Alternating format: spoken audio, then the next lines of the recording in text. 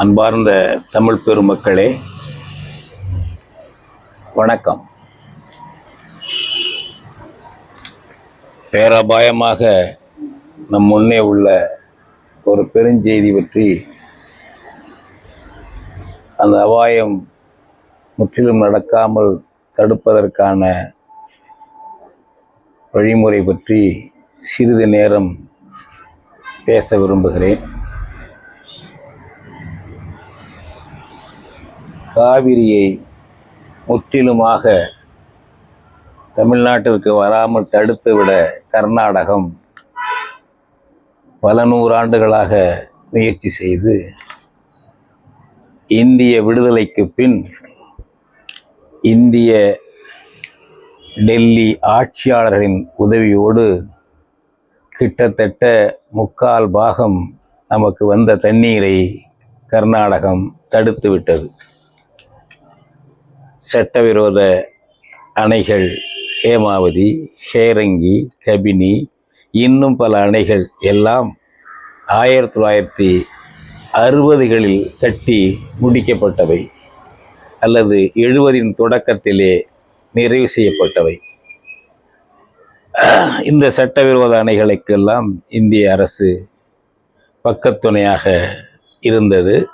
நேர்முகமாக அனுமதி வழங்காவிட்டாலும் பக்கத்துணையாக இருந்தது. அதன் பிறகு அவர்கள் காவேரியில் நமக்குரிய தண்ணீரை தருவதில்லை. போராடி வாதாடி உயிரிகங்கள்லாம் நடந்து தீர்ப்பாயம் அமைத்து, அந்த தீர்ப்பாயத்திலும் மிக மிக மிக குறைவாக 177.25 TMC தண்ணீர் தர வேண்டும் என்று 2007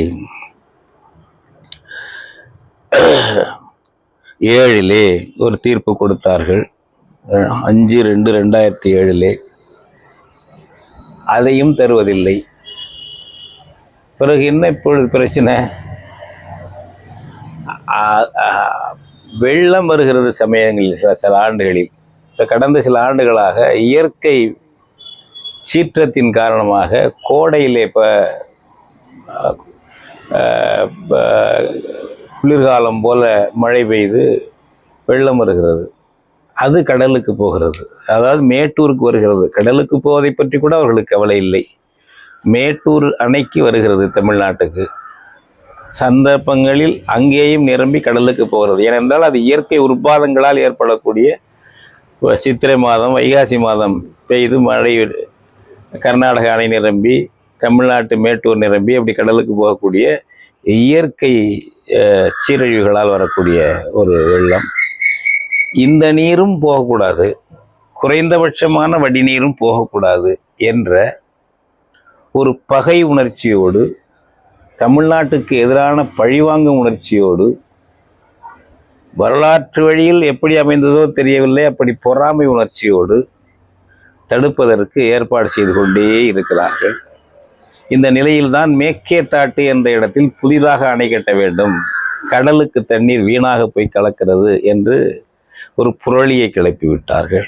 5 ஆண்டுக்கு ஒரு முறைதான் கடலுக்கு தண்ணீர் போகும், மிகை நீர். சராசரியாக இதுவரை இந்த இயற்கை உற்பாத காலங்கள் ஒரு 3-4 ஆண்டு நடக்கிறதுக்கு முன்னாடி சொல்கிறேன் வரையிலும், அதுவும் 50 TMCக்கு மேலே கடலுக்கு போகாது. அப்படி இருக்கிறது. மேக்கேதாட்டில் அணை கட்டுவதற்கு இந்திய அரசு மறைமுக ஆதரவு, காங்கிரஸ் அரசும் ஆதரவு, அந்த பாஜக அரசும் ஆதரவு. எனவே அவர்கள் அனுமதி நேரடியாக தராமலும் அல்லது தந்தும் விடுவார்கள். இப்பொழுது இந்திய அரசினுடைய நீர்வளத்துறை அனுமதி தந்துவிட்டது, சுற்றுச்சூழல் வனத்துறை மட்டும் இன்னும் தரவில்லை. அதை பற்றி கவலை இல்லை கர்நாடகத்துக்கு. அவர்கள் கட்டினால் யாரும் போய் தடுக்க போகிறதில்லை. நரேந்திர மோடியோ தடுக்க போகிறதில்லை, ராகுல் காந்தி தடுக்க வேண்டும் என்று கேட்கவும் போவதில்லை. தடுத்து நிறுத்தும் போராட்டத்தை மு.க. ஸ்டாலினோ அல்லது எடப்பாடியோ நடத்தப் போவதும் இல்லை. அது அவர்களுக்கு தெரிந்த செய்தி. அதனால் அந்த முயற்சியில் ஒரு 9,000 கோடி திட்டம் மேக்கேதாட்டுக்கு போட்டு, அதுக்கான வேலையில் தொடக்கத்தில் ஒரு 1000 கோடி ஒதுக்கி, அடிப்படை பணிகளுக்கு ஒதுக்கி அந்த வேலைகளை அவர்கள் தொடங்கி இருக்கிறார்கள். இப்போ என்ன ஆகுது என்றால் தமிழ்நாட்டில் அதுக்கு எதிர்ப்பு வருது. நம்ம தொடர்ந்து போராடிக்கிட்டு இருக்கோம். எல்லாரும் பல அமைப்புகளும் போராடுது. நம்ம காவேரி உரிமை அமைப்புக்குள் தான் பெரிய அளவுக்கான போராட்டங்கள், நான் அது நேரம் இருந்தால் சிறிது ஒன்று ரெண்டு சுட்டி காட்டுகிறேன், தொடர் போராட்டங்கள் நடத்தி கொண்டிருக்கிறோம். இப்போ அவர்கள் ஒரு இதை கிளப்பி விட்டுருக்காங்க தமிழ்நாட்டில். கர்நாடக ஆட்சியாளர்கள், கர்நாடக இனவெறியர்கள், அதாவது கர்நாடகா தமிழ்நாடு எல்லைக்கு கீழே 2 மாநிலத்துக்கும் பொதுவான இடத்தில் ராசிமணல் என்ற இடத்தில் காவேரியில் ஒரு புதிய அணை கட்டினால் அந்த தண்ணீரை 2 மாநிலங்களும் பயன்படுத்தி கொள்ளலாம் என்பதுதான் புதுசாக கட்டி விட்டிருக்கிற ஒரு புரளி. இப்போ இங்கே தமிழ்நாட்டில் உள்ளவர்களும் அதுபோல ராசிமணல் கட்டலாம், பிரச்சனை வேண்டியதில்லை, கர்நாடகத்துக்கு நமக்கு வேண்டியதில்லை என்ற கருத்தை இங்கே சில நண்பர்கள், தோழர்கள் இந்த கருத்தை இங்கே பரப்புரை செய்கிறார்கள். கர்நாடகத்திலிருந்து கன்னட வெறி விவசாயிகள் சங்க தலைவரை இங்கே தஞ்சாவூருக்கே வரவழைத்து அவர்களோடு நம்மவர்களும் சேர்ந்து பேட்டி கொடுத்து ராசிமணல் நல்ல திட்டம் என்றெல்லாம் சொல்லுகிறார்கள்.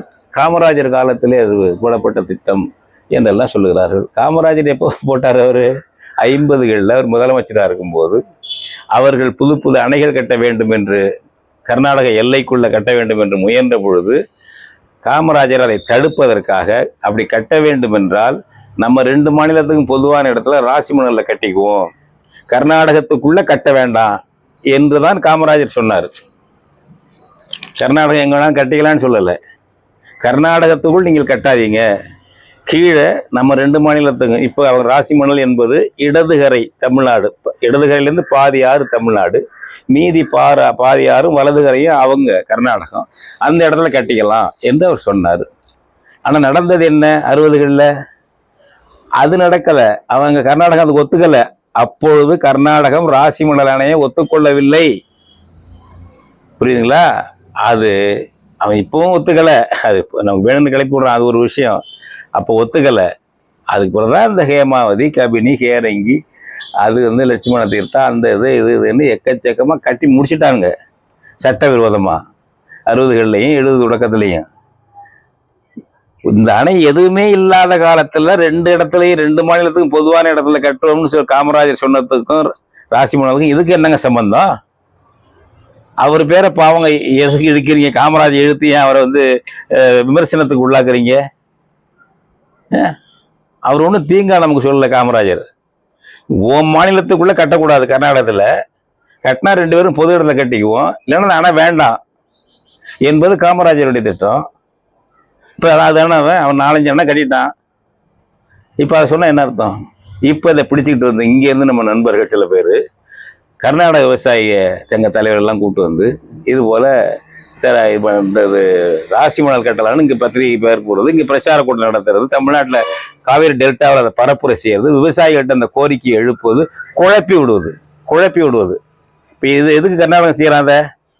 இதை பற்றி நம்மளுக்குள்ளரே, தமிழர்களுக்குள்ளேயே, தமிழ்நாட்டுக்குள்ளேயே சண்டை போட்டு கிடப்போம், காரசார வாதம் பண்ணிக்கிட்டு இருப்போம்.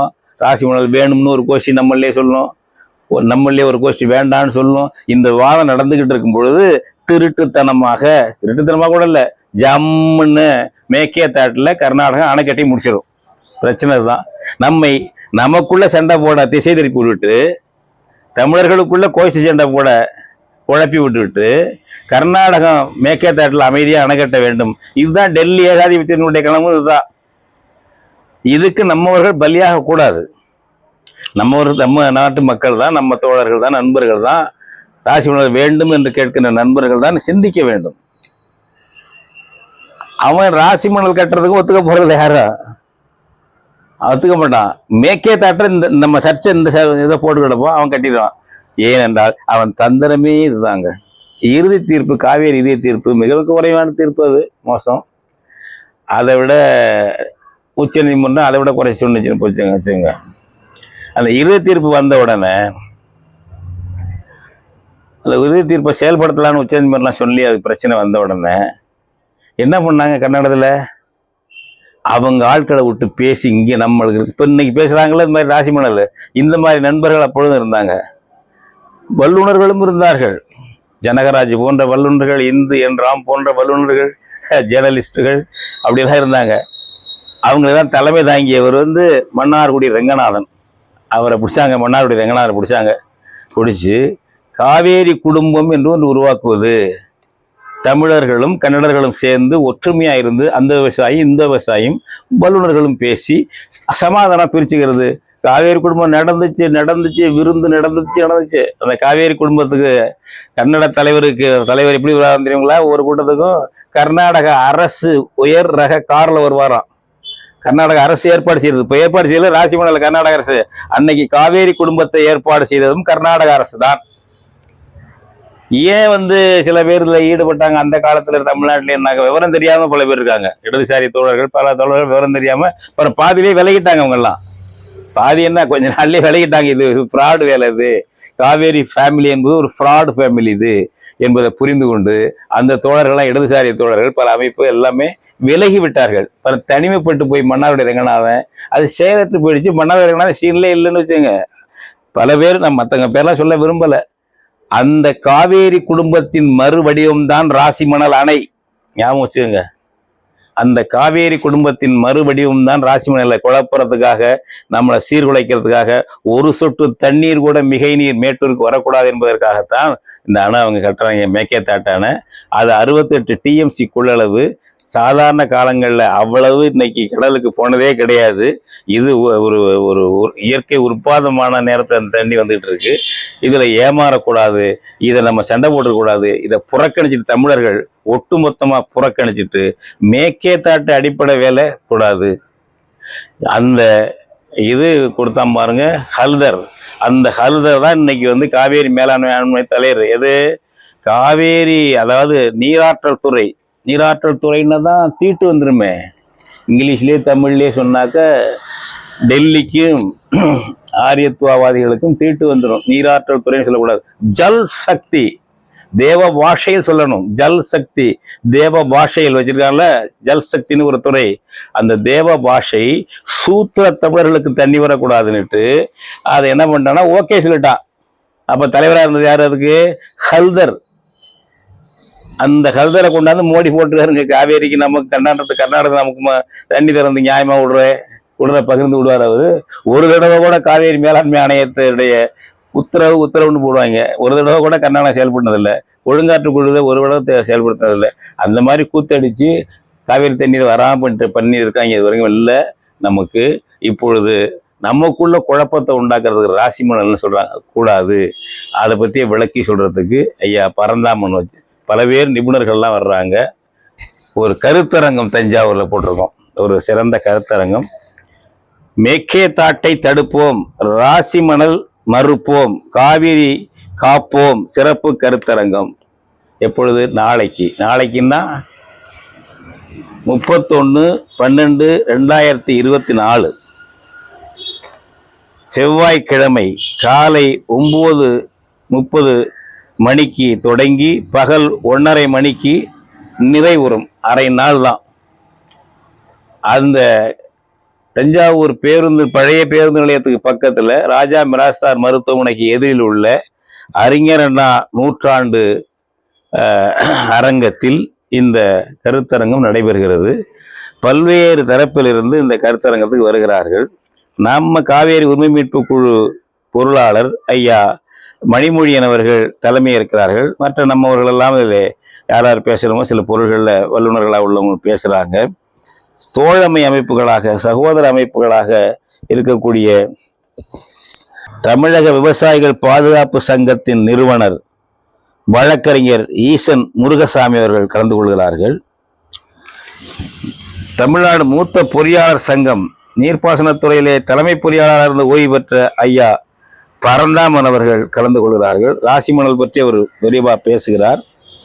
அதுபோல நம்முடைய தமிழ்நாடு காவிரி உழவர்கள் பாதுகாப்பு சங்கத்தின் செயலாளர் ஐயா சுந்தர விமலநாதன் அவர்கள் கலந்து கொள்கிறார்கள். காவேரி உரிமை மீட்பு குழுவுடைய செயற்குழு உறுப்பினர்களில் ஒருவரான தம்பி செந்தில் வேலன் முக்கியமான தலைப்பு ஒன்று பேசுகிறார். அதுபோல தம்பி தனசேகரன் பேசுகிறார். மற்ற நம்மவர்களெல்லாம் பேசுகிறோம், பல பேர் பேசுகிறார்கள். அந்த குறித்த நேரத்தில் ஒவ்வொருவருக்கும் நேரம் ஒதுக்கி நட முடியும். அரசியல் இயக்கத்தை சேர்ந்தவர்கள் வழக்கறிஞர் தாசு கார்த்திகேயன் அவர்கள் நம்முடைய காவேரி உரிமை மீட்பு குழுவுடைய ஒரு உறுப்பாக இருந்த அந்த அமைப்பை வைத்து தொடர்ந்து போராட்டங்களில் ஈடுபடக்கூடியவர்கள் அவர் வருகிறார். அதுபோல இந்திய ஜனநாயக கட்சியினுடைய தஞ்சை மாவட்ட தலைவர் தம்பி சிமியோன் சேவியர்ராஜ் இதில் உறுப்பாக இருந்து செயல்படக்கூடியவர், அவர் வந்து கலந்து கொள்கிறார். அதுபோல தமிழர் தேசிய களம் ஆரூர் கலைச்செல்வம் இந்த அமைப்பிலே அவங்களுடைய அமைப்பு உறுப்பாக இருக்கிறது, அவர்கள் கலந்து கொள்கிறார்கள். இப்படியெல்லாம் பல பேரும் கலந்து கொண்டு நம்முடைய வழக்கமான காவேரி உரிமை மீட்பு குழு அந்தந்த பகுதி பொறுப்பாளர்களும் இதில் கலந்து கொள்கிறார்கள், பேசுகிறார்கள், பல்வேறு பங்களிப்பு நடத்துகிறார்கள். எதுவாக இருந்தாலும் 9:30 மணிக்கு தொடங்கி 1:30 மணிக்கு முடிவடையும். பகல் உணவளித்து அனைவருக்கும் விடையளித்து செல்லுங்கள் என்று அனுப்பக்கூடிய ஒரு நிகழ்வாக இருக்கும். கருத்தாயுதம் ஏந்துவதற்கு, உண்மையை தெரிந்து கொள்வதற்கு, அடுத்து என்ன செய்ய வேண்டும் என்பதற்கு ஒரு தலைப்பு வாரியாக கருத்தரங்கமும் இதில் நடக்கிறது. இதை நீங்கள் உழவர்களுக்கானது மட்டுமல்ல, தமிழர்கள் அனைவருக்கும் உரியது. தமிழர்கள் அனைவருக்கும் உரியது. 22 மாவட்டங்களுக்கு குடிநீர், உயிர் நீர், காவேரி நீர். 12 மாவட்டங்களுக்கு பாசன நீர், காவிரி நீர். இந்த காவிரி நீர் குறைஞ்சு 400 டிஎம்சிக்கு மேலே வெள்ளைக்கான ஆட்சியில் நமக்கு வந்தது. அதன் பிறகு 1924 ஒப்பந்தத்துக்கு பிறகு இந்தியா விடுதலை பெற்ற பிறகு அவன் குறைச்சி என்னென்னோ பண்ணால் கூட மேட்டூர் அணையின் 50வது ஆண்டு விழா பொன்விழா ஆண்டு அறிக்கையிலே குறிப்பிட்டார்கள். அந்த 1934 1984 வரைக்கும் ஒரு நாளைக்கு 372 டிஎம்சி, ஒரு ஆண்டுக்கு 372 டிஎம்சி தண்ணீர் வந்திருக்கிறது நமக்கு. இப்போ உச்சநீதிமன்றம் ஒதுக்கிறது எவ்வளவு? 177.25 டிஎம்சி. அந்த உச்சநீதிமன்ற தீர்ப்பையும் தருவதில்லை. ஏனென்றால் நீராற்றல் தேவ பாஷையில் உள்ள ஜல்சக்தி துறைக்கு தலைவராக இருந்து இதுக்கு ஓகே கொடுத்த அதே ஹல்தர் தான் காவேரி மேலாண்மை ஆணையத்துக்கு நடுநிலையாக இருக்க வேண்டிய அமைப்புக்கு தலைவராக போடப்பட்டார். யார்? மோடி அரசால். சூழ்ச்சி புரியவில்லையா உங்களுக்கு? அந்த மாதிரி இருக்கிற நேரத்தில் நாமெல்லாம் விழிப்புணர்ச்சி பெற்று எழுந்து போராடினால்தான் நமக்கு வந்து நம்ம காவேரியை பாதுகாக்க முடியும். அந்த வகையில் கருத்தரங்கத்துக்கு வாருங்கள். அடுத்தடுத்து என்ன செய்வது என்று திட்டமிடுவோம். காவேரி உரிமை மீட்பு குழு உங்களை அடைக்கிறது. கிட்டத்தட்ட 20 ஆண்டுகளுக்கு மேலே செயல்பட்டு கொண்டிருக்கக்கூடிய காவேரி உரிமை மீட்பு குழு இந்த அணையை தடுப்பதற்காக தேன்கனி கோட்டையை 5000 பேர் திரண்டு மறியலுக்கு போய் கைதாகி 2-3 மண்டபங்களில் வைத்திருந்தார்களே, அந்த காவேரி உரிமை மீட்பு குழு இந்த காவேரியினுடைய இறுதி தீர்ப்பை ரத்து செய்வதற்காக ஒரு சூழ்ச்சி செய்தார்களே, இந்தியா முழுக்க ஒற்றை தீர்ப்பாயம் கொண்டு வந்து அந்த ஒற்றை தீர்ப்பாயத்தின் வழியாகத்தான் புதுசாக பிரச்சனையில உள்ள அணைக்கட்டு நீர்களுக்கெல்லாம் புதுசாக கொண்டு விடுறது, இந்த விசாரணையில் உள்ள அணைக்கட்டு தீர்ப்புகளுக்கெல்லாம் கொண்டு விடுவது என்று சொன்னார்களே, அப்பொழுது 19 நாள் தஞ்சை மாவட்ட ஆட்சியர் அலுவலகம் வாசலிலே காத்திருப்பு போராட்டம் இரவு பகலாக நாம் நடத்தி மக்களெல்லாம் ஆதரித்து தமிழ்நாட்டினுடைய பல்வேறு கட்சிகள், அன்றைய ஆளுங்கட்சி அதிமுக அமைச்சர் வைத்திலிங்கம், முன்னாள் அமைச்சர் வைத்திலிங்கம், அப்பொழுது வேளாண் அமைச்சராக இருந்த துரைக்கண் வந்தார், வைத்திலிங்கம் வந்தார், திராவிட முன்னேற்ற கழகத்திலே TR பாலு அவருடைய எம்எல்ஏக்கள் எல்லாம், அவங்க கட்சி எம்எல்ஏக்கள்லாம் அழைத்து கொண்டு வந்தார். SS பழனிமாணிக்கம் அவர்கள் வந்தார்கள். அதுபோல கம்யூனிஸ்ட் கட்சி ஐயா நல்லக்கண் அவர்கள் வந்து வாழ்த்தி பேசினார்கள். காங்கிரஸ் கட்சி தலைவர்கள் வாசன் உட்பட வந்து பேசினார்கள். பல்வேறு கட்சிகள் எல்லாரும் வந்தார்கள். வந்து அந்த 19 நாளில் வந்து தமிழ்நாடே முஸ்லீம் லீக் எல்லாம் ஒற்றுமையாக இருந்தோம். அதனால அங்கே விவாதத்துக்கு ராஜ்யசபையில் வைத்திருந்தார்கள் ஒற்றை தீர்ப்பாயம் என்பது, அந்த ஒற்றை தீர்ப்பாயத்தை விவாதத்துக்கு எடுக்காமல் நிறுத்தி வைத்தார்கள். நம்முடைய காவேரி தீர்ப்பாயம் தப்பித்து கொண்டது. அதன் பிறகு ஒரு உச்சநீதிமன்ற தீர்ப்பு வந்து விட்டது. இப்படி பல்வேறு சாதனைகளை செய்தோம். அடுத்தது உச்சநீதிமன்றத்தில் நடந்த வழக்கின் பொழுது நீங்கள் இந்த தீர்ப்பாயத்தின் இறுதி தீர்ப்பை செயல்படுத்த ஒத்துக்கொண்டால் மேக்கே தாட்டை கட்டிக்கொள்ளலாம் என்று உச்சநீதிமன்றத்தில் அதிமுக ஆட்சி சார்பிலே பேசிய வழக்கறிஞர் கூறிவிட்டார். 2016 அல்லது 17 கூறிவிட்டார். இது தப்பு. அவர்கள் இறுதி தீர்ப்பை செயல்படுத்துவது கட்டாய கடமை, வரலாற்று தேவை, உச்சநீதிமன்ற தீர்ப்பு. அதுக்காக போய் மேக்கே தாட்டுக்கு நீங்க சமரசம் பண்ணக்கூடாது. மேக்கே தாட்டில் அணைக்கட்டினா ஒரு சொட்டு தண்ணீர் வராது, சொன்னதை வாபஸ் வாங்கன்னு சொல்லி எடப்பாடி பழனிசாமிக்கு திருவாரூரில் எம்ஜிஆர் விழாவுக்கு வந்த எடப்பாடி பழனிசாமிக்கு கருப்பு கொடி காட்டினோம். அன்றைக்கு மாலையிலே எடப்பாடி பழனிசாமி பாராட்டணும். அதுக்கு அவர் கருப்பு காட்டினாலும் அன்று மாலையிலேயே கூச்சப்படாமல் வெட்கப்படாமல் அதுபோல நாங்கள் ஏற்க மாட்டோம். அந்த உச்சநீதிமன்றத்தில் நாங்கள் உறுதிபட சொல்லிவிடுவோம். மேக்கேதாட்டை ஒருபோதும் நாங்கள் ஏற்க மாட்டோம் என்று சொல்லிவிடுவோம் என்று திருவாரூரிலேயே அவர் செய்தியாளர் சந்திப்பு நடத்தி அந்த வாக்குறுதியை கொடுத்தார். இதையெல்லாம் செய்தது காவேரி உரிமை மீட்பு குழு. இப்பொழுதும் வரலாற்று சாதனை படைக்க கலந்து பேசுவோம் வாருங்கள், கருத்தாயுதம் ஏந்துவோம் வாருங்கள், வாருங்கள், மற்ற முடிவுகளை எடுப்போம். நாளை சந்திப்போம் தஞ்சையிலே. வணக்கம். இவ்வாறான பல செய்திகளை, பல சிக்கல்களுக்கு விடை கிடைக்கக்கூடிய செய்திகளை தமிழர் நோட்டம் வலைவழியில் வெளிப்படுத்தி வருகிறோம். இது தற்சார்பாக செயல்படுவதற்கு நிதி தேவைப்படுகிறது. இந்த நிதியை நம்முடைய மக்களாகிய நீங்கள் தான், இளையோரும் பெரியோரும் நண்பர்களும் தோழர்களும் சான்றோரும் நீங்கள் உங்களால் இயன்ற அளவு என்ன இயலுமோ அந்த நிதியை வழங்குமாறு அன்போடும் உரிமையோடும் கேட்டுக்கொள்கிறேன். உங்களுக்கு நன்றி உணர்வோடும் பொறுப்புணர்வோடும் தமிழர் கண்ணோட்டம் செயல்படும் என்பதை உறுதி தெரிவித்துக் கொள்கிறேன். நன்றி, வணக்கம்.